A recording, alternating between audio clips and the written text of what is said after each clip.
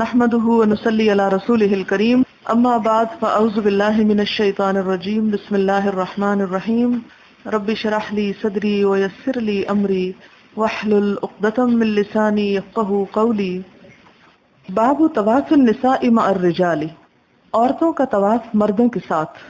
وقال لي عمرو بن علي حدثنا ابو عاصم قال ابن جريج اخبرنا عطاء اذ منع ابن هشام النساء الطواف مع الرجال، جب منع کیا ابن ہشام نے عورتوں کا طواف کرنا مردوں کے ساتھ۔ قال تو کہا، کس نے کہا؟ عطا بن ابی رباح نے۔ کیفا، کس طرح؟ تمنعہن، تم ان کو منع کرتے ہو، تم کیسے منع کر سکتے ہو ان کو؟ وقد طاف نساء النبی صلی اللہ علیہ وسلم مع الرجال، حالانکہ طواف کیا تھا نبی صلی اللہ علیہ وسلم کی ازواج مطہرات نے مردوں کے ساتھ ہی۔ قلت، میں نے کہا، بعد الحجاب او قبل، حجاب کے بعد یا پہلے؟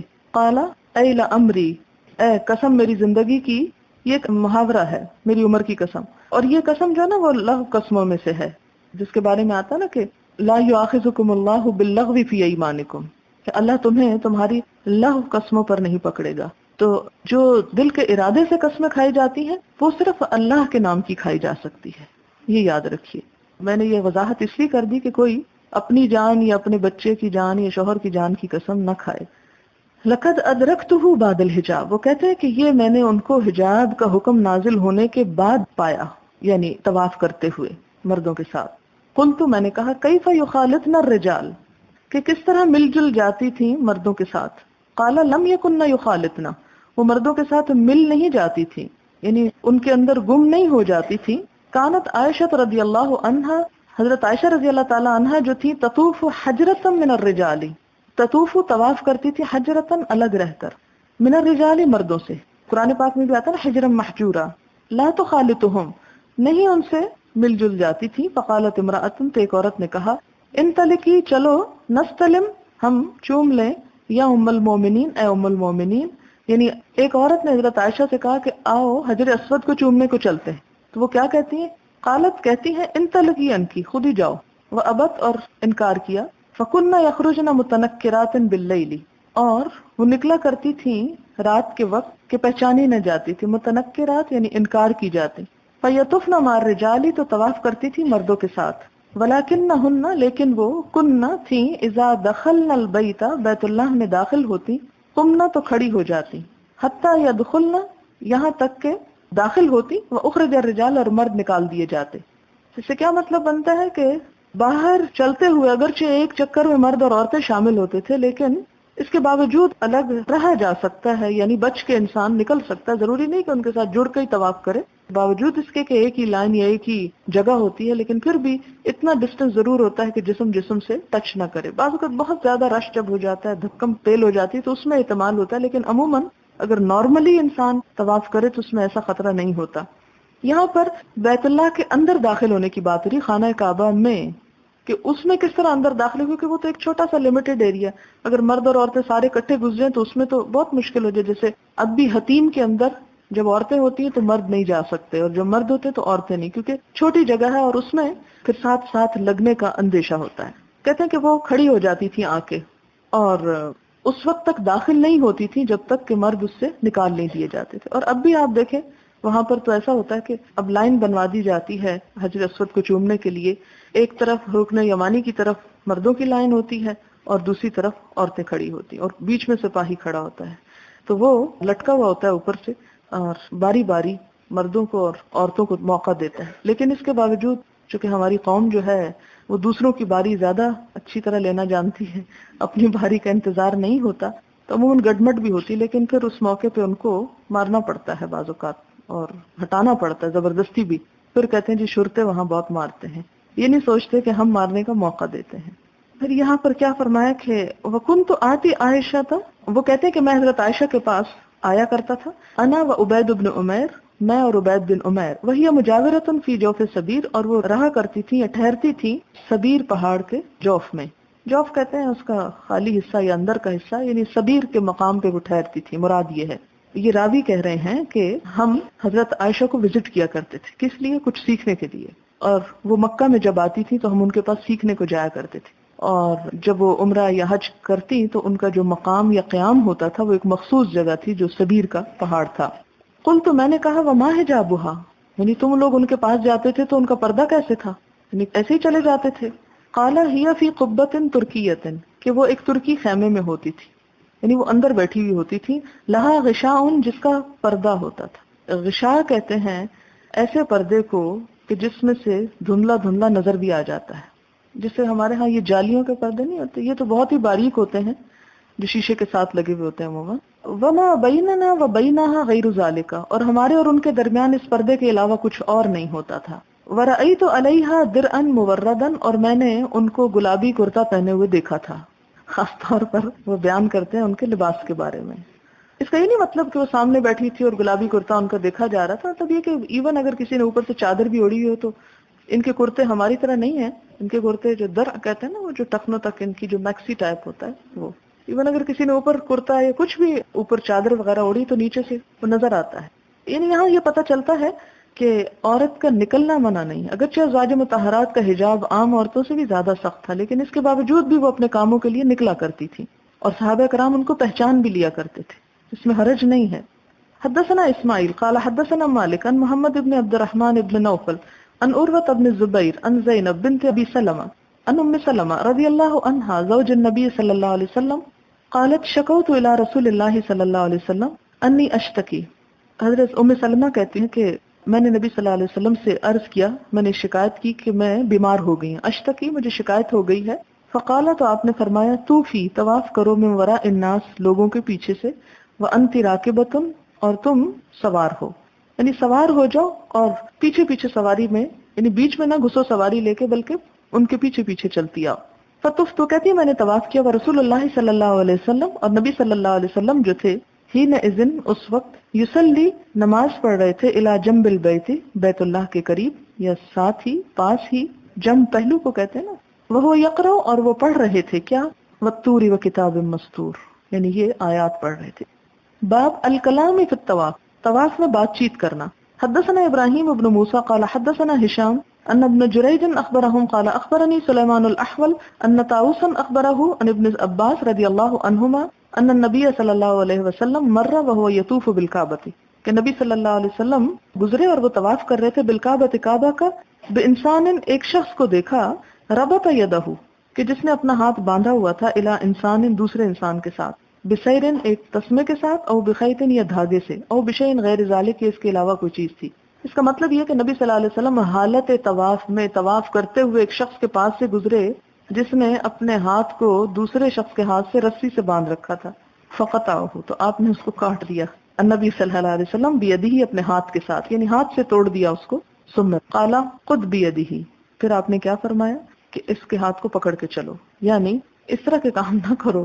کیوں؟ اس لیے کہ اگر آپ نے باندھ رکھا اور پیچھے سے ریلا آئے اور رسی میں، ایک تو وہ اٹکیں گے، گرنے کا ڈر ہوگا، اور دوسرا یہ ہے کہ ہو سکتا ہے وہ آپ کا ہاتھ ہی کھینچتا چلا جائے ساتھ. بتانا کیا مقصود ہے کہ کوئی منکر اگر انسان طواف میں بھی دیکھے تو اس کو کیا کرے، دور کر دے. اور دوسری بات یہ کہ بات بھی کر سکتا ہے، کیونکہ نبی صلی اللہ علیہ وسلم نے اس شخص سے بات کی اور کہا کہ اس طرح نہ کرو، ہاتھ پکڑ کے چلو. کیا پتہ چلتا ہے کہ طواف میں ایک دوسرے سے باندھ کے نہیں چل سکتے، ہاتھ پکڑ کے چل سکتے. ایک اور روایت میں آتا ہے کہ اس شخص نے نظر مانی تھی کہ اگر میرا فلاں کام ہو گیا تو پھر میں رسی میں بند کے حج کروں گا. باب اذا رأى سیرا او شیئا یکرہ فی الطواف قطعہ، کہ جب انسان کسی کو طواف کی حالت میں بندھا ہوا دیکھے یا ناپسندیدہ چیز تو کیا کرے، کاٹ دے، ختم کر دے اس کو. حدثنا ابو عاصم عن ابن جریج عن سلیمان الاحول عن طاووس عن ابن عباس رضی اللہ عنہما ان النبی صلی اللہ علیہ وسلم رأى رجلا یطوف بالکعبۃ بزمام، کہ نبی صلی اللہ علیہ وسلم نے ایک شخص کو دیکھا، کہاں کہ وہ طواف کر رہا ہے کعبہ کا، بزمام، کہ وہ ایک باغ کے ساتھ ہے. زمام کہتے ہیں نا باغ کو، یہ جیسے گھوڑے وغیرہ کی ہوتی، او غیری، یا اس کے علاوہ، فقطہ، تو آپ نے اس کو کاٹ دیا. باب لا یطوف بالبیت عریان، کوئی شخص ننگے حج نہ کرے، عریانی اسی سے ہے لفظ. ولا یحج مشرک، اور نہ ہی کوئی مشرک شخص حج کرے.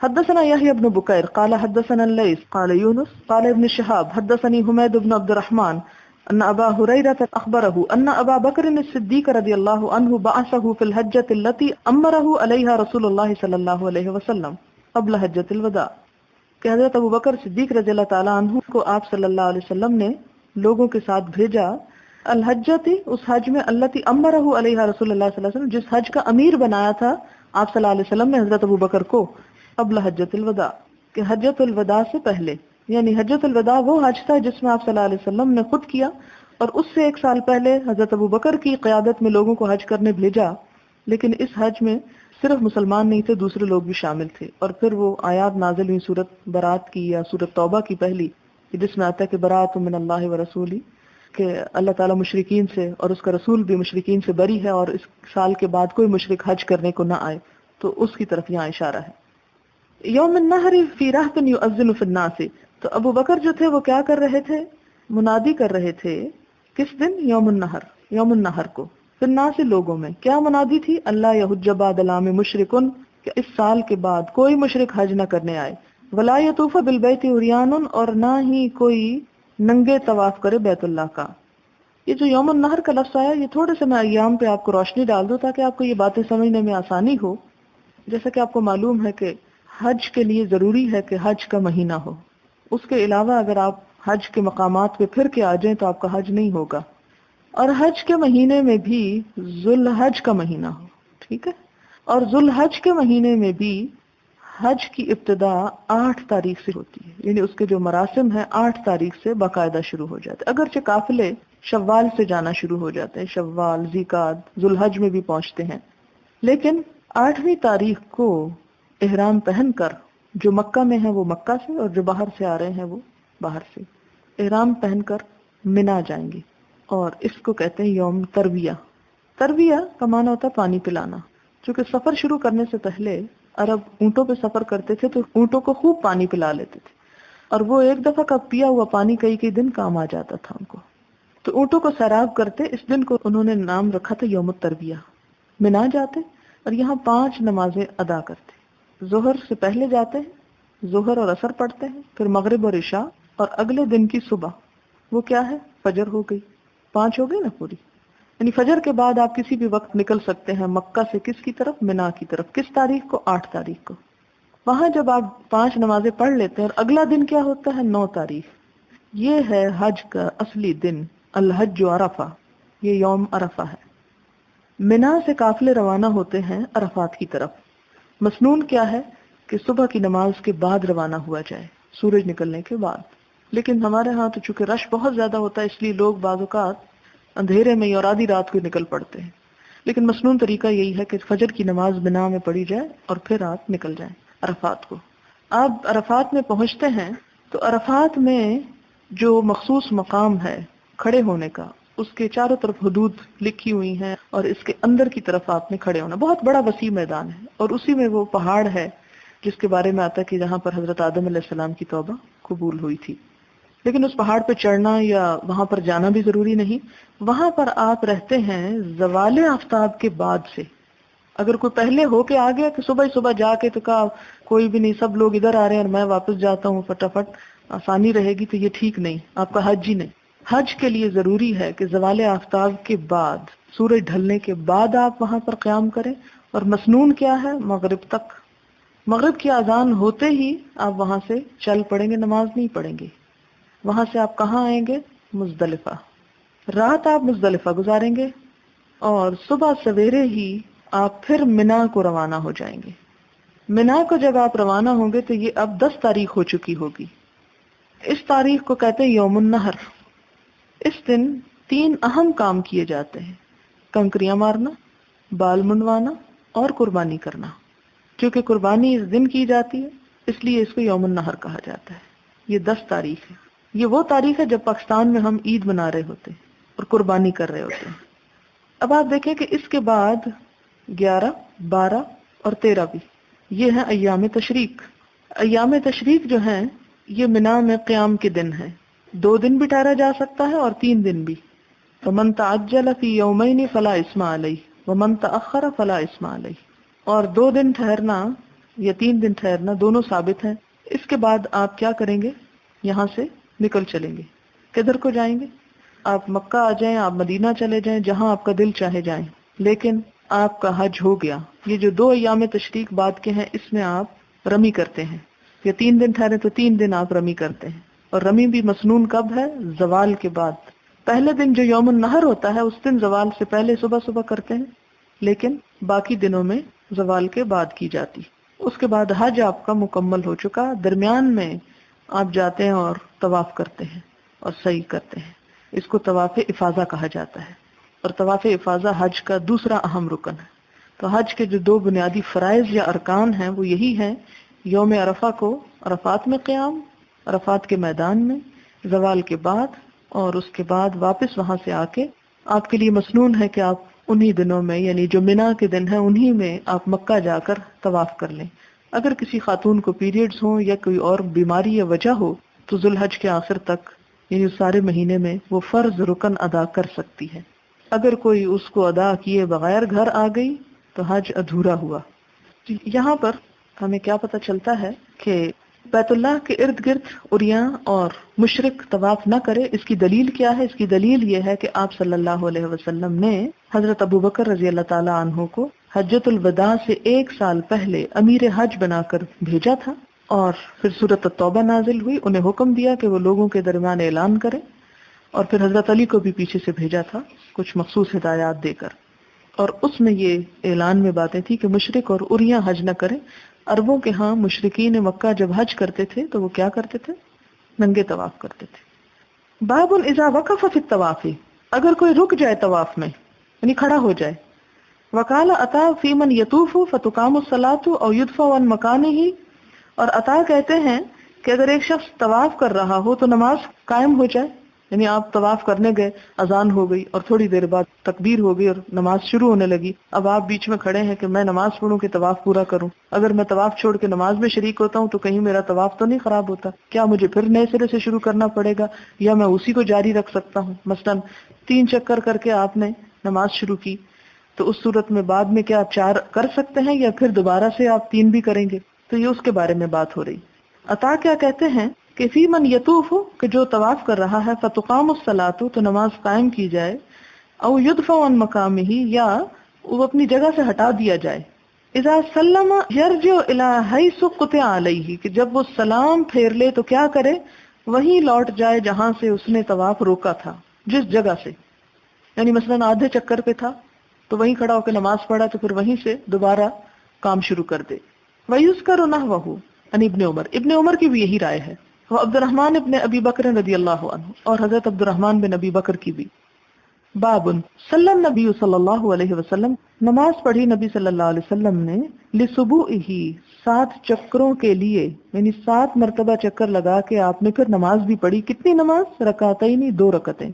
وقال نافع، اور نافع کہتے ہیں، کان ابن عمر رضی اللہ عنہما یصلی لکل سبوع رکعتین، کہ ابن عمر ہر 7 چکروں کے لیے نماز کی 2 رکعتیں پڑھتے تھے۔ وقال اسماعیل ابن امیہ قلت للزہری، اسماعیل بن امیہ کہتے ہیں میں نے زہری سے کہا، ان عطاء یقول، کہ عطا کہتے ہیں، تجزئ المکتوبۃ، کہ کافی ہو جائے گی اس کو فرض نماز، یعنی اگر کوئی طواف کر رہا ہے اور بیچ میں نماز کا ٹائم آ گیا اور وہ فرض نماز پڑھ لیتا ہے تو کیا اسے الگ سے 2 نفل کی اب ضرورت نہیں رہی؟ تو ایک رائے میں کیا ہے، وہی نماز کافی ہے جو اس نے فرض ادا کر لی۔ کس کے بدلے؟ من رکعتہ طواف، طواف کی 2 رکعتوں کے بدلے۔ فقال السنت افضل، کوئی جو کہتا ہے کہتا رہے، لیکن اصل بات کیا ہے؟ سنت۔ اور سنت کیا ہے؟ کہ طواف کی الگ 2 رکعتیں ادا کی جائیں، اگر اس وقت میں فرض نماز پڑھی گئی ہے تو وہ اپنی جگہ ہے۔ اور پھر وہ کیا بیان کرتے ہیں کہ لم یطف النبی صلی اللہ علیہ وسلم، کہ نبی صلی اللہ علیہ وسلم نے کبھی طواف نہیں کیا، سبوعا قط، 7 پھیروں کا، الا صلی رکعتین، مگر 2 رکعتیں ضرور پڑھی۔ یہ کون سی 2 رکعتیں؟ طواف کی 2 رکعتیں۔ حدثنا قتيبة بن سعيد حدثنا سفيان عن عمرو سألنا ابن عمر رضي الله عنهما أيقع الرجل على امرأته في العمرة قبل أن يطوف بين الصفا والمروة، کیا کوئی شخص اپنی بیوی کے پاس جا سکتا ہے عمرے میں اس سے پہلے کہ وہ صفا مروہ کا طواف کرے؟ یعنی خالی بیت اللہ کا طواف کرنے کے بعد کیا احرام کھول سکتا ہے؟ یہ مراد ہے۔ قالا، تو انہوں نے جواب میں کیا کہا؟ ہاں یا نہ؟ نہیں۔ حضور کی حدیث بتائی، قدم رسول اللہ صلی اللہ علیہ وسلم، کہ نبی صلی اللہ علیہ وسلم تشریف لائے، فطاف بالبیت سبعا، 7 چکر طواف کیا، ثم صلی خلف المقام رکعتین، پھر مقام ابراہیم کے پیچھے 2 رکعتیں پڑھی، وطاف بین الصفا والمروہ، صفا مروہ کے درمیان طواف کیا، وقال، اور کہا، لقد کان لکم فی رسول اللہ اسوۃ حسنہ، کہ اللہ کے رسول صلی اللہ علیہ وسلم کی زندگی میں تمہارے لیے بہترین نمونہ ہے۔ قال وسألت جابر بن عبد الله رضی اللہ عنہما، وہ کہتے ہیں کہ میں نے حضرت جابر رضی اللہ تعالی عنہ سے پوچھا، فقالت انہوں نے کہا لا يقرب امرأته، کہ نہ وہ آئے اپنی بیوی کے پاس حتی یطوف بین الصفا والمروہ، یہاں تک کہ صفا مروہ کا طواف کر لے۔ باب من لم يقرب الكعبة ولم يطف حتى يخرج الى عرفہ ويرجع بعد الطواف الاول، من جو لم نہ یقرب قریب جائے، کس کے؟ الکعبہ کعبہ کے، ولم یطف اور نہ طواف کرے، حتی یہاں تک کہ یخرج نکل جائے الی عرفہ عرفہ کی طرف، ویرجع بعد الطواف الاول اور پہلے طواف یعنی طواف قدوم کے بعد وہاں چلا جائے اور پھر عرفات سے لوٹ کے طواف کرے، تو کیا ایسا جائز ہے؟ یعنی مثلا آپ مکہ میں گئے ہیں حج کے لیے، آپ نے طواف قدوم کیا، سب سے پہلے جا کے تو طواف ہی کرنا ہوتا ہے، طواف کیا اور اس کے بعد آپ کہاں چلے گئے؟ عرفہ، حج پہ چلے گئے، مناسک حج ادا کیے، اور وہاں جانے کے اور طواف زیارہ کے بیچ میں اور کوئی طواف نہیں کیے، تو کیا ایسا کرنا جائز ہے؟ تو ایسا جائز ہے۔ اگر کوئی شخص صرف ایک طواف کر کے چلا جاتا ہے اور پھر جب ہی واپس آتا ہے جب اس نے وہاں عرفات کا قیام کر لیا تو ٹھیک ہے۔ حدثنا محمد بن ابی بکر قال حدثنا فضیل قال حدثنا موسى بن عقبہ قال اخبرني قریب عن عبد الله بن عباس رضی اللہ عنہما قال قدم النبي صلی اللہ علیہ وسلم مکہ فطاف وسعى بین الصفا والمروہ ولم يقرب الكعبہ بعد طوافه بها حتى رجع من عرفہ، کہ نبی صلی اللہ علیہ وسلم نے ایسا ہی کیا تھا۔ کیا کیا تھا؟ مکہ تشریف لائے، طواف کیا، صفا مروہ کے درمیان سعی کی، اور دوبارہ کعبہ کے پاس نہ آئے اس طواف کے بعد یہاں تک کہ عرفات سے لوٹ آئے، یعنی عرفہ سے واپس آ کے پھر آپ نے طواف کیا۔ اور یہ بھی وجہ ہوگی نا کہ آپ کو مہلت ہی نہیں ملی ہوگی، آپ کا وزٹ بہت مختصر تھا، اور آپ نے شاید اس لیے بھی نہ کیا ہو کہ آپ کا ایک مرتبہ کرنا لوگوں کے لیے پھر فرض کی حیثیت بن جاتی، اور لوگ اس وقت تک کوئی جاتا ہی نہ چھوڑ کے جب تک وہ دوبارہ نہ کر لیتا۔ باب من صلی رکعتئی الطواف، جو شخص طواف کی 2 رکعتیں پڑھے خارج من المسجد، مسجد سے باہر، وصلی عمر رضی اللہ عنہ، اور حضرت عمر رضی اللہ تعالیٰ عنہ نے پڑھی خارج من الحرم، حرم سے باہر۔ اب دیکھیں کہ بعض اوقات اتنا رش ہو جاتا ہے، اور خاص طور پر وہ لوگ جو 8 تاریخ کو مکہ پہنچتے ہیں اور اسی دن ان کو مینا بھی جانا ہوتا ہے، تو ان کے لیے بہت مشکل ہو جاتی ہے بعض اوقات کہ وہ اندر طواف کرنے کے بعد نماز بھی پڑھ سکے۔ تو نکلتے نکلتے نکلتے اگر کوئی اس 4 دیواری سے باہر آ جاتا ہے، کیونکہ ایک مرتبہ جب جانے کا اتفاق ہوا تو وہ 8 ہی شاید تاریخ تھی یا 7 تاریخ تھی، تو کئی فرلانگ دور تک گلیاں اور سڑکوں میں بھی لوگوں نے مغرب اور عشاء کی نماز کے لیے صفیں بنائی ہوئی تھی۔ ایسی صورت میں اندر بھی بے پناہ ہجوم تھا۔ اب اس ہجوم میں اگر کوئی شخص کھڑا ہو کے اندر نماز پڑھنا شروع کر دے تو ہو سکتا ہے کچھ لے جائے۔ تو ایسی صورت میں اگر باہر کوئی آ کے پڑھ لیتا ہے لیکن وہ ساری ایک طرح سے متصل جگہ ہے کعبہ کے ساتھ، تو طواف کے 2 نفل وہاں بھی پڑھے جا سکتے ہیں، یہ مراد ہے۔ کیونکہ ویسے تو حکم ہے نا کہ مقام ابراہیم پہ پڑھے جائیں، اور کئی لوگ بڑی سختی کے ساتھ اور لٹرلی اس جگہ کو جب لیتے ہیں تو بڑی مشکل کر دیتے ہیں دوسرے لوگوں کے لیے، جبکہ دین میں وسعت ہے۔ نیت تو ہماری اسی کی ہوگی، لیکن اس کے بعد جہاں تک آپ پھیل جائیں، یہ نہیں کہ جان بوجھ کے آپ ایسا کریں۔ حدثنا عبد الله بن يوسف قال اخبرنا مالك عن محمد بن عبد الرحمن عن عروة عن زينب عن ام سلمة رضي الله عنها قالت شكوت الى رسول الله صلى الله عليه وسلم وحدثني محمد بن حرب حدثنا ابو مروان يحيى بن ابي زكريا الغساني عن هشام عن عروة عن ام سلمة رضي الله عنها زوج النبي صلى الله عليه وسلم ان رسول الله صلى الله عليه وسلم قال وهو بمكة واراد الخروج، نبی صلی اللہ علیہ وسلم مکہ میں تھے، نکلنے کا ارادہ کر رہے تھے، ولم تکن ام سلمہ طافت بالبیت، ام سلمہ نے ابھی تک بیت اللہ کا طواف نہیں کیا تھا، وارادت الخروج اور نکلنا چاہتی تھی، فقال لها رسول اللہ صلی اللہ علیہ وسلم، نبی صلی اللہ علیہ وسلم نے فرمایا اذا اقیم صلاۃ الصبح، جب صبح کی نماز قائم ہوگی، فطوفی علی بعیرک، تو تم طواف کر لینا اپنے اونٹ پر ہی، والناس یصلون، اور لوگ نماز پڑھ رہے ہوں گے، ففعلت، تو انہوں نے ایسا ہی کیا، ذالک یہ، ولم تصلی، اور نہ نماز پڑھی، حتی خرجت، یہاں تک کہ نکل گئی، یعنی باہر جا کے کہیں پڑھی، کیونکہ اندر مرد نماز پڑھ رہے تھے تو انہوں نے طواف کیا اور طواف کرتے ہی باہر چلی گئی، لیکن چونکہ طواف کی 2 رکعتیں ہوتی ہیں، اس سے امام بخاری نے کیا معنی لیا کہ انہوں نے پھر وہ باہر جا کر ہی ادا کی۔ باب من صلی رکعتي الطواف خلف المقام، مقام ابراہیم کے پیچھے 2 رکعتیں پڑھنا۔ حدثنا آدم قال حدثنا شعبہ قال حدثنا عمرو بن دینار قال سمعت ابن عمر رضی اللہ عنہما یقول قدم النبی صلی اللہ علیہ وسلم فطاف بالبیت 7، کہ نبی صلی اللہ علیہ وسلم تشریف لائے اور آپ نے بیت اللہ کے گرد 7 چکر لگائے، وصلی خلف المقام رکعتین، اور مقام ابراہیم کے پیچھے 2 رکعتیں پڑھی، ثم خرج الی الصفا، پھر صفا کو نکل گئے، وقد قال اللہ تعالی، اللہ تعالیٰ کا فرمان ہے، لقد کان لکم فی رسول اللہ اسوۃ حسنہ، کہ اللہ کے رسول صلی اللہ علیہ وسلم کی زندگی میں تمہارے لیے بہترین نمونہ ہے۔ یعنی کیا کرو؟ جیسے کہ آپ نے ایک اور جگہ پر فرمایا خذوا عنی مناسککم، مجھ سے اپنے مناسک حج لے لو. تو یہ آپ نے جو کچھ کر کے دکھایا یہ دراصل ایک تعلیم بھی تھی. یہاں آپ اپنا فرض ادا کر رہے تھے، وہاں ایک تعلیم بھی دے رہے تھے. بیک وقت دو کام ہو رہے تھے. فرمایا کہ تم ایسا ہی کرو گے تو تمہارے لیے زیادہ ثواب ہے، بجائے اس کے کہ اپنی عقل سے کچھ اور تلاش کرو. باب الطواف بعد الصبح، صبح کے بعد طواف کرنا، والعصر، عصر کے بعد.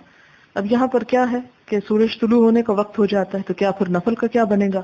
وکان ابن عمر رضی اللہ عنہما یصلی رکعتي الطواف ما لم تطلع الشمس. حضرت ابن عمر جو تھے وہ 2 رکعتیں طواف کی پڑھ لیا کرتے تھے جب تک سورج نہ نکلتا تھا، یعنی سورج نکلنے سے پہلے پڑھ لیا کرتے تھے. وطاف عمر بعد صلاۃ الصبح، اور حضرت عمر نے صبح کی نماز کے بعد طواف کیا. فرکب سوار ہوئے حتی صلی رکعتین بذی طوا، یہاں تک کہ ذی طوا میں جا کے 2 رکعتیں پڑھی، کیونکہ ان کے خیال میں کیا تھا کہ اس وقت مجھے نہیں پڑھنی چاہیے کیونکہ سورج نکلنے کے قریب ہے. اور یہاں یہ بھی پتہ چلتا ہے کہ انہوں نے نہ صرف یہ کہ خانہ کعبہ کے بالکل باہر بلکہ تھوڑا اور دور جا کے وہ 2 رکعتیں ادا کر لی تھی. جلدی میں ہوں گے، آپ کو بھی بعض اوقات ہوتی ہے کہ فلائٹ ٹائم بھی وہی ہوتا ہے اور آپ طواف وداع بھی کرنا چاہتے ہیں اور فجر کی نماز بھی. خصوصاً پاکستان کو جو فلائٹس آتی ہیں وہ تو آتی اتنے آکورڈ ٹائم پہ ہے کہ آپ فجر کی نماز بمشکل پکڑتے ہیں. 2-3 دفعہ ایسے ہی ہوا میرے ساتھ بھی کہ اس وقت فجر کی نماز بھی مس کرنے کو دل نہیں چاہتا اور طواف وداع بھی کرنا ہوتا ہے اور اس کے بعد پھر 2 نفل پڑھنے ہوتے ہیں. ابھی دیکھیں کتنی سہولت ہو گئی کہ اگر آپ وہاں پر طواف کرتے ہی آپ نکل آتے ہیں اور راستے میں کہیں وہ 2 نفل پڑھ لیتے ہیں تھوڑا باہر آ کے تو کوئی حرج نہیں، وہ رکعتیں اسی نیت کی ادا ہو جائیں گی. حدثنا الحسن بن عمر البصری قال حدثنا يزيد بن زريع عن حبيب عن عطاء عن عروة عن عائشة رضی اللہ عنها ان ناس طافوا بالبيت بعد صلاة الصبح، کہ کچھ لوگوں نے صلاۃ صبح کے بعد طواف کیا اور اکثر لوگ کرتے ہیں اس وقت. ثم قعدوا، پھر بیٹھ گئے. الى المذکر، نصیحت کرنے والے کے پاس. اب بھی آپ نے دیکھا ہوگا کہ صحن میں مختلف جگہوں پر لوگ بیٹھ کے تعلیم کا کام کر رہے ہوتے ہیں. حتی اذا طلعت الشمس، یہاں تک کہ جب سورج طلوع ہونے لگا، قاموا یصلون، تو کھڑے ہو کے نماز پڑھنے لگے، یعنی عین سورج طلوع ہوتے وقت، جبکہ عام نماز نہیں پڑھی جا سکتی. فقالت عائشہ رضی اللہ عنہا، حضرت عائشہ رضی اللہ تعالی عنہا نے کہا قعدوا، پہلے تو بیٹھے رہے، حتی اذا کانت الساعہ، یہاں تک کہ جب وہ گھڑی آ گئی، التی تکرہ فیہا الصلاۃ، کہ جس میں نماز مکروہ ہے، قاموا یصلون، اب یہ کھڑے نماز پڑھ رہے ہیں. یعنی یہ پہلے ہی پڑھ لیتے تو زیادہ بہتر تھا، لیکن انہوں نے اتنے سارے لوگوں نے پڑھا، اس کا مطلب ہے کہ اس کا جواز تھا، یعنی پڑھی جا سکتی تھی. لیکن پھر بھی اگر آپ کے پاس چانس ہے کہ آپ اس وقت کو اوائڈ کریں تو کر جائیں. اچھا ایک اور بات، یہاں حضرت عائشہ ایسے نہیں کہ تفریحاً ان کے اوپر کمنٹس دے رہی ہیں. حضرت عائشہ کا یہ کہنا دراصل ایک طرح سے تعلیم دینا تھا دوسروں کو، کیونکہ ایسے لوگ جو کسی بھی چیز کے بارے میں سند سمجھے جاتے ہیں، اگر وہ کسی چیز کو دیکھ کر کوئی رائے کا اظہار کرتے ہیں تو وہ بھی ایک طرح سے تعلیم کا حصہ ہوتی ہے. ہماری طرح نہیں کہ سڑک پہ چلتے ہوئے ہر شخص کے اوپر تبصرہ کرتے کرتے وہ دیکھو وہ کیا کر رہا ہے، وہ کھڑا ہے، وہ بیٹھا ہے، اس کو سمجھ ہی نہیں دے وہ کیسے سڑک کراس کر رہا ہے. حدثنا ابراہیم بن المنذر حدثنا ابو دمرہ حدثنا موسى بن عقبہ عن نافع ان عبد اللہ رضی اللہ عنہ قال سمعت النبی صلی اللہ علیہ وسلم، میں نے نبی صلی اللہ علیہ وسلم کو سنا، ینہى عن الصلاۃ عند طلوع الشمس وعند غروبها، کہ آپ سورج طلوع ہونے اور غروب ہونے کے وقت نماز سے منع کیا کرتے تھے. یہ ایک عام حکم ہے، لیکن یہاں پر جو انہوں نے کیا وہ ایک سبب اور ایک خاص مقام کے لیے اس کی رخصت تلاش کی. حدثنا الحسن بن محمد هو الزعفراني قال حدثنا عبيدة بن حميد قال حدثني عبد العزيز بن رفاع قال رأيت عبد الله بن الزبير رضي الله عنهما يطوف بعد الفجر ويصلي ركعتين. عبداللہ بن زبیر جو تھے وہ فجر کے بعد طواف کرتے تھے اور 2 رکعتیں پڑھ لیا کرتے تھے، یعنی سورج نکلنے سے پہلے. قال عبد العزیز، اور عبد العزیز کہتے ہیں برأيت عبد الله بن الزبير يصلي ركعتين بعد العصر، کہ عبداللہ بن زبیر عصر کی نماز کے بعد بھی 2 رکعتیں طواف کی پڑھتے. ويخبر ان عائشہ رضی اللہ تعالی عنہا حدثته ان النبي صلی اللہ علیہ وسلم لم يدخل بیتها الا صلاهما. ان کا عمل کس بنیاد پر تھا کہ حضرت عائشہ کہتی ہیں کہ آپ صلی اللہ علیہ وسلم جب بھی ان کے گھر میں آئے تو یہ رکعتیں پڑھی، یعنی عصر کے بعد بھی آئے تو انہوں نے یہ 2 رکعتیں پڑھ لی. اس سے وہ جواز بھی لیتے تھے، یعنی دونوں چیزیں ملتی ہیں، یعنی بلا وجہ اس وقت نماز نہیں شروع کرنی چاہیے، اگر سبب آ جائے کوئی تو نماز پڑھی جا سکتی. باب المریض یطوف راکبا، کہ مریض طواف کر سکتا ہے سوار ہو کر. حدثني اسحاق الواسطی قال حدثنا خالد عن خالد الحذاء عن اکرمہ عن ابن عباس رضی اللہ عنہما ان رسول اللہ صلی اللہ علیہ وسلم طاف بالبیت، نبی صلی اللہ علیہ وسلم نے بیت اللہ کا طواف کیا. وهو على بعیر، اور وہ کس پر تھے؟ اونٹ پر تھے. کلما اتا علی الرکن، جب کبھی رکن کے پاس آتے، حجر اسود مراد ہے، اشار الیہ بشیء فی یدی وکبر، آپ اس کی طرف اپنے ہاتھ سے اشارہ کرتے اور اللہ اکبر کہتے. حدثنا عبداللہ بن مسلمہ حدثنا مالک عن محمد بن عبد الرحمن بن نوفل عن عروہ عن زینب ابنتي أم سلمة أن أم سلمة رضي الله عنها قالت شكوت إلى رسول الله صلى الله عليه وسلم أني أشتقي قال توفي من وراء الناس وأنت راكبة فطفت رسول الله صلى الله عليه وسلم يصلي إلى جنب البيت وهو يقرأ بالطور وكتاب مستور. باب سقاية الحاج، حاجیوں کو پانی پلانا. حدثنا عبد الله بن ابي الاسود حدثنا ابو ضمرة حدثنا عبيد الله عن نافع عن ابن عمر رضي الله عنهما قال استأذن العباس بن عبد المطلب رضي الله عنه رسول الله صلى الله عليه وسلم ان يبيت بمكة. استأذن اجازت طلب کی، کس نے؟ العباس، عباس بن عبد المطلب رضی اللہ تعالی عنہ نے، جو آپ کے چچا تھے. کس سے اجازت مانگی؟ رسول اللہ صلی اللہ علیہ وسلم، آپ سے. کیوں مانگی؟ ان یبیت بمکہ لیالی منا، کہ وہ مکہ میں ہی رہ سکیں منا کی راتیں. یہ کون سی منا کی راتیں؟ یہ جو ایام تشریق میں یوم النحر کے بعد منا کے دن ہوتے ہیں، اس میں رات گزارنا وہاں لازم ہوتا ہے. لیکن اگر کوئی بیمار ہے یا کوئی سبب ہے یا عذر ہے تو وہ وہاں سے کہیں اور بھی جا سکتا ہے. تو حضرت عباس نے حضور صلی اللہ علیہ وسلم سے اجازت مانگی کہ میں حاجیوں کو پانی پلاتا ہوں، اس لیے اگر آپ مجھے مکہ میں ہی رات گزارنے کی اجازت دے دیں کہ میں پانی پلا سکوں. من اجل شکایت ہی، اپنے پانی پلانے کی وجہ سے. فاذن له، تو آپ نے اس کو اجازت دے دی. اب دیکھیں کہ اس دفعہ کیا ہوا جب مینا میں آگ بھڑکی. مینا میں کون رہ سکا؟ بہت کم لوگ. تو اب کیا مطلب وہ سارے حج کے بغیر ہی آ گئے؟ نہیں، اگر کوئی سبب ہو یا عذر ہو یا ریزن ہو تو اس صورت میں مینا کے باہر بھی رات گزاری جا سکتی. یہی دراصل دین کی وسعت ہے. یعنی ایسا نہیں جکڑا کہ تم ہلاک بھی ہو رہے تو نہیں وہیں پر کھڑے ہونا ہے. حدثنا اسحاق حدثنا خالد عن خالد بن الحذاء عن كرمة عن ابن عباس رضی اللہ عنہما ان رسول اللہ صلی اللہ علیہ وسلم جاء الى السقایۃ. نبی صلی اللہ علیہ وسلم سقایا یعنی سبیل پر آئے. سقایا پانی پلانے کی جگہ. فاستسقى، تو آپ نے پانی مانگا. فقال العباس، حضرت عباس نے کہا یا فضل، اے فضل، اذهب الى امك، اپنی ماں کی طرف جاؤ. فاتى رسول اللہ صلی اللہ علیہ وسلم بشراب من عندها، اور ان کے پاس سے حضور کے لیے کیا لاؤ؟ شربت لاؤ. شراب کھجور کے شربت کو کہا جاتا ہے. فضل کون تھے؟ ان کے بیٹے تھے. اپنے بیٹے کو بھیجا اپنی ماں کے پاس جاؤ اور حضور صلی اللہ علیہ وسلم کے لیے شربت لے کے آؤ. فقال، تو آپ صلی اللہ علیہ وسلم نے فرمایا، کیا فرمایا؟ اسقینی، مجھے پلاؤ. یعنی آپ نے پانی مانگا. قال یا رسول اللہ انہم یجلون ایدیہم فی، کہتے ہیں کہ اللہ کے رسول صلی اللہ علیہ وسلم لوگ اس میں اپنے ہاتھ ڈالتے. قال اسقینی، کہا پلاؤ مجھ کو، یعنی ہاتھ ناپاک نہیں ہے. فشرب منہ، تو آپ نے اس سے پیا. ثم اتی زمزم، پھر زمزم کے پاس آئے. وہم یسقون، اور وہ کیا کر رہے تھے؟ پانی پلا رہے تھے. ویعملون فیہا، اور اس میں کام کر رہے تھے. فقال اعملوا، آپ نے فرمایا اپنا کام کیے جاؤ. فانکم علی عمل صالح، کیونکہ تم نیک کام کر رہے ہو. ثم قال، پھر فرمایا لولا ان تغلبوا، اگر تم مغلوب نہ ہو جاتے، لنزلت، تو میں خود بھی اترتا. حتی عدل الحبل علی ھذی، یہاں تک کہ میں ڈالتا رسی کو اس پر، یعنی عاتقہ، اپنے کندھے پر. واشار الی عاتقی، اور آپ نے اپنے کندھے کی طرف اشارہ کیا. یعنی آپ نے خود نہیں کیا ایسے، لیکن لوگوں کی تعریف کی. تو اس سے کیا پتہ چلا کہ یہ عمل کیا ہے؟ مسنون ہے، مستحب ہے. حاجیوں کو پانی پلانا یا پانی پلانے میں مدد دینا یا وہ خدمت کرنا. آپ صلی اللہ علیہ وسلم نے اپنے شوق کا اظہار کیا کہ میرا دل چاہتا ہے کہ میں بھی یہ کروں، لیکن میں اس ڈر سے نہیں کرتا کہ اگر میں نے کیا تو لوگ ٹوٹ پڑیں گے تم پہ اور تمہارا کام رک جائے گا. باب ما جاء فی زمزم، زمزم کا بیان. وقال عبدان اخبرنا عبد الله اخبرنا يونس عن الزهري قال انس بن مالك رضي الله عنه كان ابو ذر يحدث ان رسول الله صلى الله عليه وسلم قال، نبی صلی اللہ علیہ وسلم نے فرمایا، فرجا سقفی، میرے گھر کی چھت کھولی گئی. سقفی میری چھت، یعنی میرے گھر کی چھت. وانا بمکہ، اور میں مکہ میں تھا. فنزل جبریل علیہ السلام، تو جبریل علیہ السلام اترے. ففرج صدری، انہوں نے میرا سینہ کھولا. ثم غسلہ، پھر اس کو دھویا. بماء زمزم، زمزم کے پانی سے. ثم جاء، پھر لائے. بطست، ایک تشت. من ذہب، سونے کی. ممتلئ، جو بھری ہوئی تھی. حکمت و ایمان، حکمت اور ایمان سے. فافرغھا، پھر انڈیل دیا اس کو، یعنی حکمت اور ایمان کو. فی صدری، میرے سینے میں. ظاہر ہے اللہ تعالیٰ ہی کی طرف سے لائے ہوں گے، اسی لیے آپ نے جو حکمت کی باتیں کی اور حکمت کی تعلیم دی وہ بھی دراصل اللہ تعالیٰ ہی کی طرف سے تھی.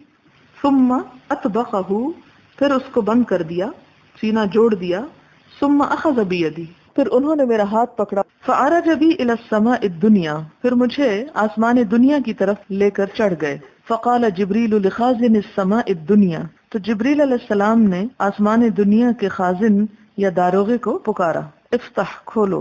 قال من ھذا، اس نے کہا کون ہے؟ قال جبریل، تو جبریل علیہ السلام نے جواب دیا کہ جبریل ہوں.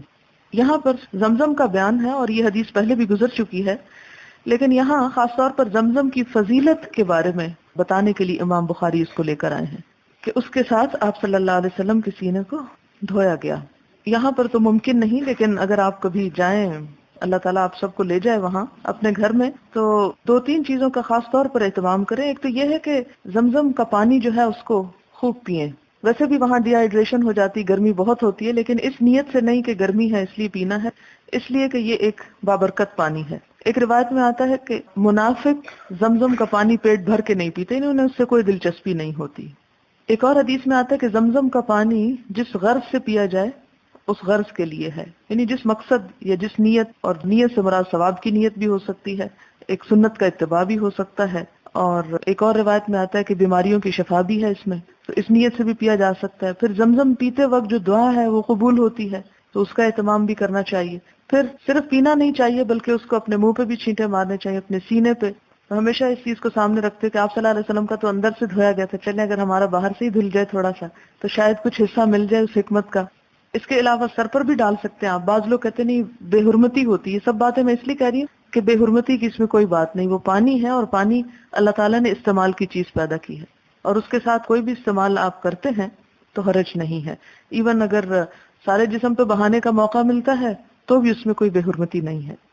حدثنا محمد اخبرنا الفزاري عن عاصم عن الشعبي ان ابن عباس رضی اللہ عنہما حدثه قال سقيت رسول اللہ صلی اللہ علیہ وسلم من زمزم، میں نے حضور صلی اللہ علیہ وسلم کو زمزم کا پانی پلایا. یہ کون ہے پلانے والے؟ ابن عباس. فشرب وهو قائم، آپ نے پیا حالانکہ آپ کھڑے تھے. اسی سے لوگوں نے زمزم کا پانی بطور خاص کھڑے ہو کر پینے کو مسنون سمجھا ہے. ویسے تو پانی بیٹھ کر پینا چاہیے اور بیٹھ کر ہی پینے کی فضیلت ہے، لیکن اگر زمزم پی رہا ہے اور کھڑے ہو کر پی رہا ہے تو یہ کس لیے ہوگا؟ یعنی ایک عام روٹین سے ہٹ کر ایک اپوزٹ طریقے پر کام کرنا، نبی صلی اللہ علیہ وسلم کی سنت کے اتباع کے شوق میں.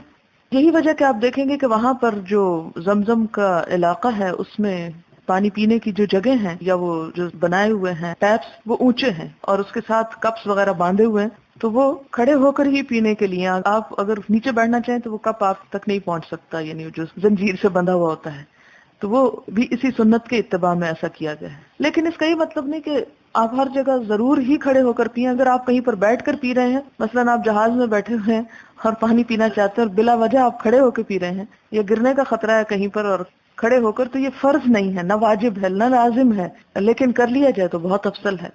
قال عاصم فحلف اکرمۃ ما کان یومئذ الا علی بعیر، تو عاصم کہتے ہیں کہ اکرمہ نے قسمن کھا کہ آپ صلی اللہ علیہ وسلم تو اونٹ پر سوار تھے، تو پھر کھڑے ہو کر کیسے پیا؟ لیکن اس کی وضاحت ایک اور حدیث کرتی ہے ابو داؤد کی، کہ جس میں آتا ہے کہ آپ نے اونٹ کو بٹھایا، پھر 2 رکعتیں پڑھی، اور اس وقت ہو سکتا ہے کہ آپ نے پیا ہو، اور اس میں تضاد نہیں ہے ان 2 باتوں میں. باب طواف القارن، قران کرنے والے کا طواف.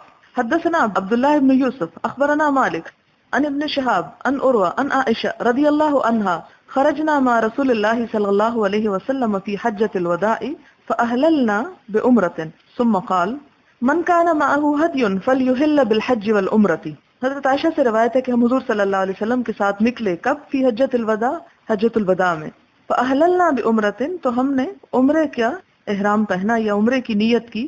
ثم قال، پھر آپ صلی اللہ علیہ وسلم نے فرمایا من کان معه ہدی، جس کے ساتھ ہدی ہو یعنی قربانی کا جانور ہو، فلیحل بالحج والعمرۃ، تو اسے چاہیے کہ حج اور عمرے کا احرام باندھ لے، یعنی دونوں کو اکٹھا کر لے، مراد ہے قران کر لے.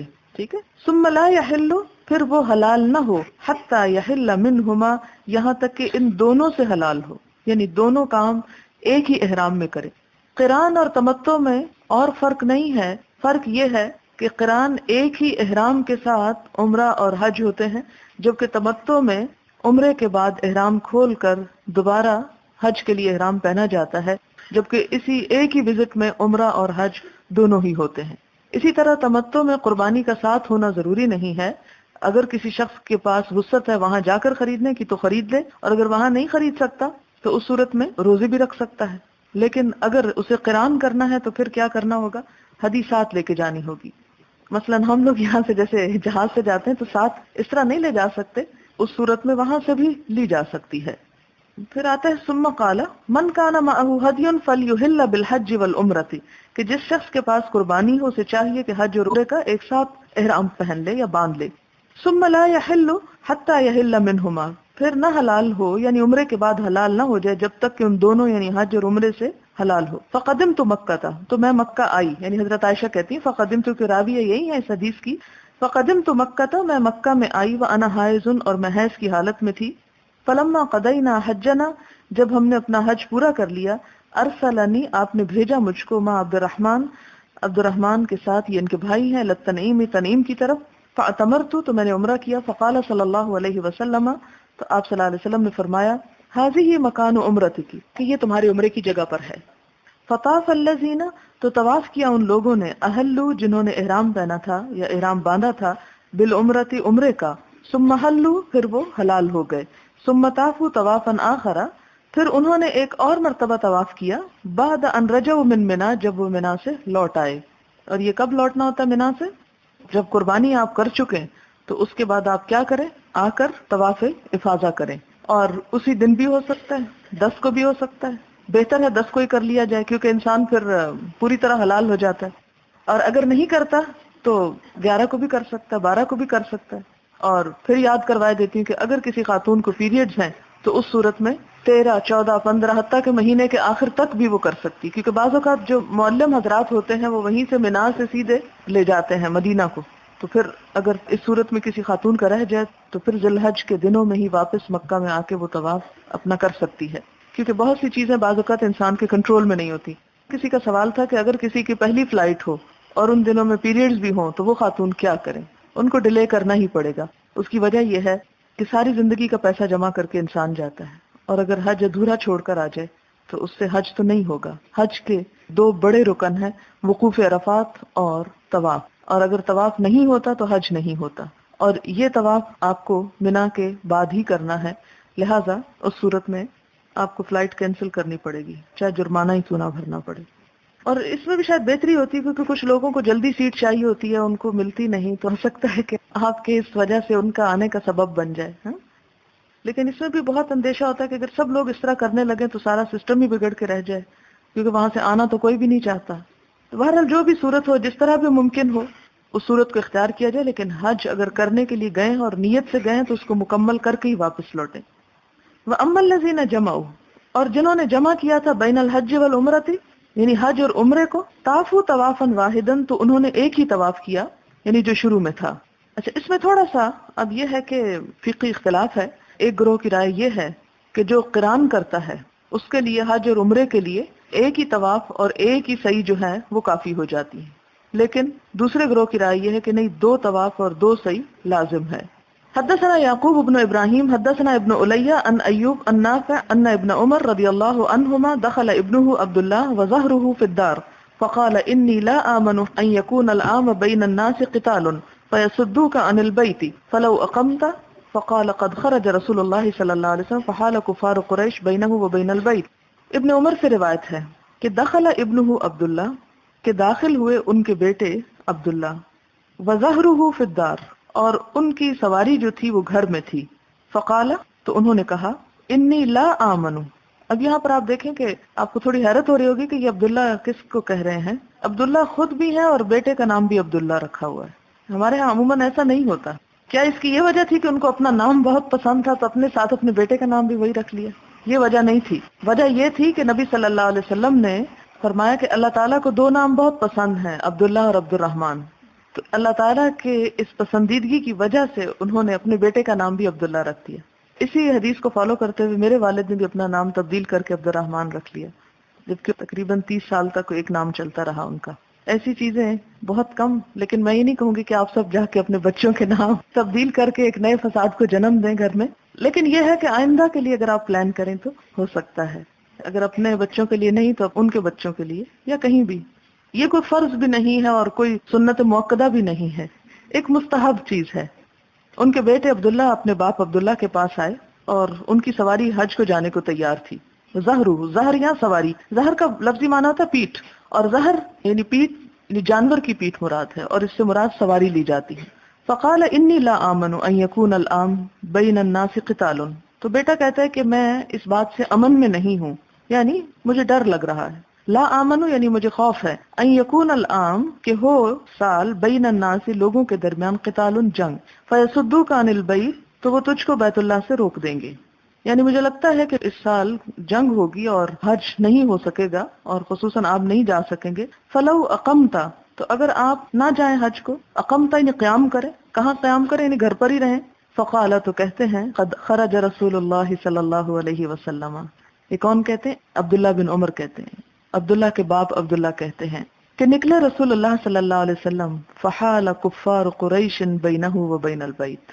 کہاں سے دلیل لے آئے دیکھیں ذرا. کہتے ہیں کہ نبی صلی اللہ علیہ وسلم بھی تو نکلے تھے، فحال حائل ہو گئے تھے، رکاوٹ ڈالی تھی، کفار قریش نے بینہ و بین البیت، آپ کے درمیان اور بیت اللہ کے درمیان. یعنی میں تو جاؤں گا، اور اگر ایسا ہوا تو کوئی بات نہیں، یہ بھی اتباع سنت ہی ہوگی، کیونکہ آپ صلی اللہ علیہ وسلم بھی ایک مرتبہ نکلے تھے جب آپ کو صلح حدیبیہ کے موقع پر بیت اللہ جانے سے روک دیا گیا تھا.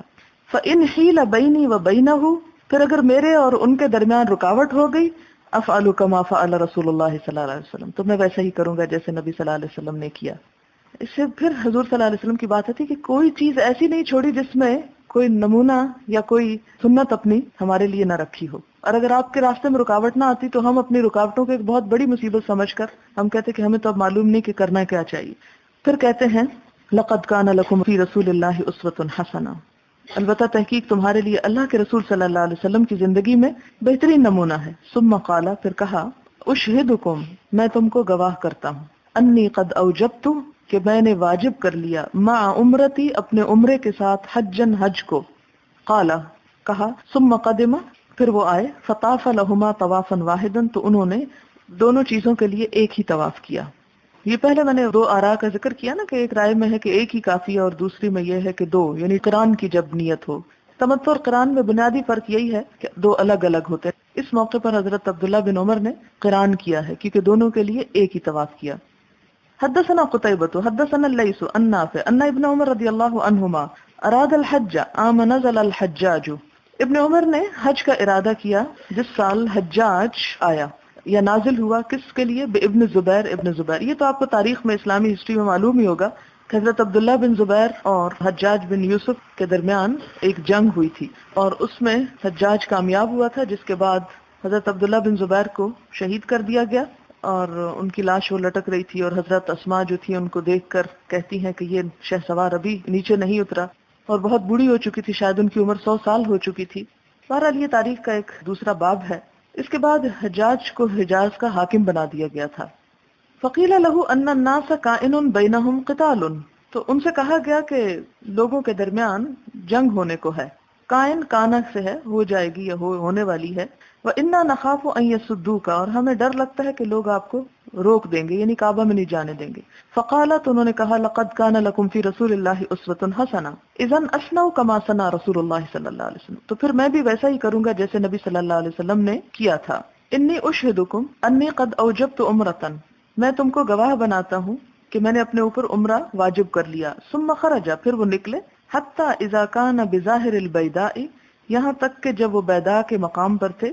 قال، کہا ما شأن الحج والعمرۃ الا واحد، کہ نہیں ہے حج اور عمرہ مگر ایک ہی چیز، یعنی برابر ہی ہے.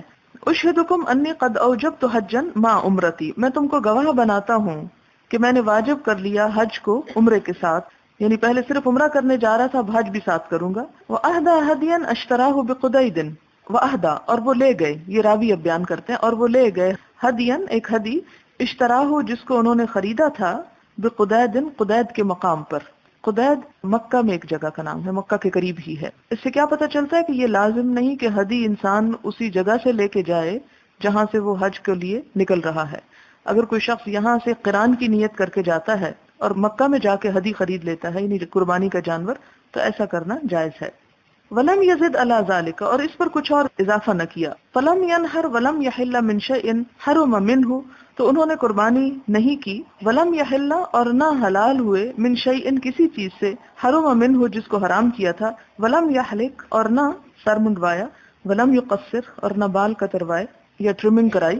حتی کان یوم النحر، یہاں تک کہ یوم النحر آ گیا. فنحر وحلق، تو اس دن انہوں نے قربانی بھی کی اور حلق بھی کیا. حلق کہتے ہیں سر کو پوری طرح منڈوا دینے کو، اور قصر کہتے ہیں چھوٹا کروانے کو، سر نہیں بال. ورأى ان قد قضى طواف الحج والعمرة، اور انہوں نے دیکھا کہ انہوں نے پورا کیا حج کا طواف اور عمرے کا بطوافہ الاول، پہلے ہی طواف کے ساتھ، یعنی دونوں کو اکٹھا کر لیا. وقال ابن عمر، اور ابن عمر کہتے ہیں کذالک فعل رسول اللہ صلی اللہ علیہ وسلم، کہ نبی صلی اللہ علیہ وسلم نے بھی ایسا ہی کیا تھا. یعنی آپ صلی اللہ علیہ وسلم نے جو حجۃ الوداع کے موقع پر حج کیا وہ حج قران تھا. اس میں آپ ہدی ساتھ لے گئے تھے، جسے پیچھے بھی احادیث میں بار بار یہ بات آئی ہے کہ ہدی آپ کے ساتھ تھی. اور ابن عمر یہ کہتے ہیں کہ حضور صلی اللہ علیہ وسلم نے حج اور عمرے کو جب جمع کیا تو دونوں کے لیے ایک ہی طواف اور صحیح کر لی. باب الطواف علی وضوء، باوضو طواف کرنا، یعنی طہارت جو ہے یہ لازم ہے. حدثنا احمد بن عیسیٰ حدثنا ابن وهب قال اخبرني عمرو بن الحارث عن محمد بن عبد الرحمن بن نوفل القرشي انه سأل عروة بن الزبير فقال قد حج النبي صلى الله عليه وسلم فاخبرتني عائشة رضي الله عنها ان اول شيء بدأ به حين قدم انه توضأ ثم طاف بالبيت. حج النبی صلی اللہ علیہ وسلم، نبی صلی اللہ علیہ وسلم نے حج کیا. فاخبرتنی عائشہ، تو مجھے حضرت عائشہ نے خبر دی. یہ کون ہے؟ ان کی خالہ. کن کی؟ عروہ کی. ان اول شیء، کہ پہلی چیز، بدأ به، جس سے نبی صلی اللہ علیہ وسلم نے ابتدا کی، حین قدم، جب آپ تشریف لائے یعنی مکہ، انہ توضا، کہ سب سے پہلے آپ نے وضو فرمایا. ثم طاف بالبیت، پھر بیت اللہ کا طواف کیا. ثم لم تکن عمرۃ، پھر نہ تھا عمرہ، یعنی یہ صرف عمرہ نہیں تھا. ثم حج، یعنی عمرے کے ساتھ ہی حج کیا. یا دوسرا معنی یہ ہے کہ آپ نے خالی عمرہ نہیں کیا، پھر حج کیا. ابو بکر رضی اللہ عنہ، حضرت ابو بکر نے، فکان اول شیء بدأ به الطواف بالبیت، تو پہلی چیز جس کے ساتھ انہوں نے ابتدا کی وہ بیت اللہ کا طواف تھا. ثم لم تکن عمرۃ، پھر ان کا حج بھی عمرہ نہیں بنا. یعنی اب یہ دو تین مثالیں لا رہی ہیں حضور صلی اللہ علیہ وسلم کی، حضرت ابو بکر کی، اور ہر ایک میں ایک ہی چیز ریپیٹ ہوگی. پھر کیا ہوا؟ ثم عمر رضی اللہ عنہ، پھر حضرت عمر نے کیا مثل ذالک، اسی طرح. ثم حج عثمان رضی اللہ عنہ، پھر حضرت عثمان نے حج کیا. فرأیتہ اول شیء بدأ به الطواف بالبیت، تو پہلی چیز جس کو میں نے دیکھا کہ انہوں نے کیا وہ کیا تھا؟ طواف تھا بیت اللہ کا. ثم لم تکن عمرۃ، پھر وہ بھی عمرہ نہ تھا. ثم معاویہ و عبداللہ بن عمر، پھر معاویہ اور عبداللہ بن عمر کے ساتھ. ثم حججت مع ابن زبیر، پھر میں نے ابن زبیر کے ساتھ حج کیا. اب آپ دیکھیں حضرت عائشہ کے حج کتنے ہو گئے؟ حضور کے ساتھ، حضرت ابوبکر کے ساتھ، تمام خلفاء کے ساتھ، پھر عبداللہ بن عمر کے ساتھ. یعنی اس کا یہ نہیں مطلب کہ ان کے ساتھ مل کر گئیں، مراد اس سے یہ ہے کہ جس وقت وہ بھی حج کر رہے تھے، اور یہ لوگ چونکہ علم اور عمل میں ائمہ تھے، لوگ ان کی پیروی کیا کرتے تھے، اس لیے ان کی مثال لا رہی ہیں. اس کا یہ بھی نہیں مطلب کہ اس سال صرف یہی چند لوگ حج کر رہے تھے اور باقی لوگ نہیں کر رہے تھے. باقی تو عوام تھے، لیکن ان کا حج کرنا کیا تھا کہ ان کے طریقے اور ان کے حکم کو فالو کیا جاتا تھا اس معنی میں. اور حضرت معاویہ کا اس وجہ سے کہ وہ اس وقت امیر تھے. ثم حججت مع ابن زبیر، پھر میں نے ابن زبیر کے ساتھ حج کیا. فکان اول شیء بدأ به الطواف بالبیت، تو انہوں نے بھی سب سے پہلی چیز جس سے ابتدا کی وہ طواف تھا. ثم لم تکن عمرۃ، تو ان کا حج عمرہ نہ بنا. ثم رأیت المہاجرین والانصار یفعلون ذلک، ثم لم تکن عمرۃ، مہاجرین و انصار نے بھی ایسا ہی کیا. ثم آخر من رأیت فعل ذلک ابن عمر، آخری جس کو میں نے دیکھا وہ ابن عمر تھے. ثم لم ينقضها عمرۃ، پھر انہوں نے حج کو توڑ کر عمرہ نہیں کیا. نقض کا مطلب تو توڑنا. وہذا ابن عمر عندهم، اور یہ ابن عمر ان کے پاس موجود ہیں. فلا يسألونہ، تو ان سے نہیں پوچھتے. ولا احد ممن مضى، اور نہ ہی کسی اس سے کہ جو گزر گئے ہیں. ما كانوا يبدؤون بشيء، جس چیز سے وہ ابتدا کیا کرتے تھے. حتى يدعوا اقدامهم من الطواف بالبیت، یہاں تک کہ وہ رکھ دیتے اپنے قدموں کو بیت اللہ کے طواف سے. ثم لا يحلون، پھر وہ حلال نہیں ہوتے تھے. وقد رأيت امي وخالتي، اور میں نے دیکھا اپنی ماں کو اور اپنی خالہ کو. حين تقدمان لا تبتدئان بشيء اول من البیت، کہ میری ماں اور میری خالہ بھی، یعنی حضرت عائشہ اور حضرت اسماء، جب آتی تھیں تو نہ شروع کرتی کسی بھی چیز سے بیت اللہ کے طواف سے پہلے. یعنی سب سے پہلا کام جو مکہ پہنچ کر ہوتا، اور یہ جتنی بھی پچھلی ساری بات آ رہی ہے اس سے کیا پتہ چلتا ہے کہ کیا کرتے تھے؟ طواف سے حج کا یا عمرے کی ابتدا ہوتی تھی. تو طوفان به ثم انهما لا تحلان، وہ دونوں طواف کرتی پھر حلال نہ ہوتی تھی. وقد اخبرتنی امی انہا اہلت ہی و اختہا و زبیر و فلان بعمرہ، اور میری ماں نے مجھے یہ بتایا کہ اہلت ہی، انہوں نے احرام پہنا، اور ان کی بہن نے اور زبیر نے. اور زبیر کون تھے؟ حضرت عائشہ کے بہنوئی یعنی حضرت اسماء کے شوہر. و فلان اور فلان نے عمرے کا. فلما مسح الرکن، پھر جب انہوں نے حجر اسود کو چوم لیا. حلو، تو وہ حلال ہوئے، یعنی انہوں نے احرام کھولا. یعنی یہاں جو آخری بات ہے نا اس میں تمتع کا ذکر ہے. یعنی دونوں طرح کے لوگ حج کرتے تھے، قران بھی ہوتا تھا اور تمتع بھی ہوتا تھا. ساری بات کا خلاصہ یہ ہے.